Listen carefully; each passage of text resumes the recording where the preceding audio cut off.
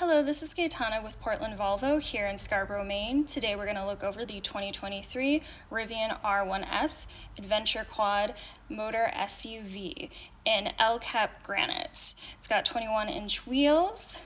It's got these LED lights that wrap around the back. We're going to look at this trunk space here. It is split, so we got this top part up here, and we'll get a view of that. And then we've got this button here that unlocks the bottom part so that it fully opens up. We're going to look at that space, and we'll make our way to these back seats. We have vegan leather seating in the color Ocean Coast with orange details. Button up here lays the seats down, this beautiful panoramic roof, and we will check out the front of the vehicle.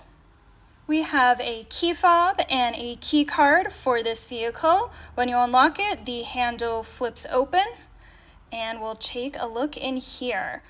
We got adjustable power front seats.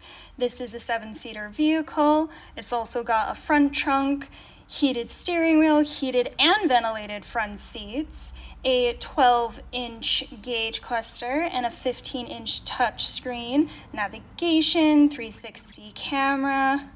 We got some storage space here. We'll take a look at this screen. Come check this out. Thank you so much for watching. See you next time.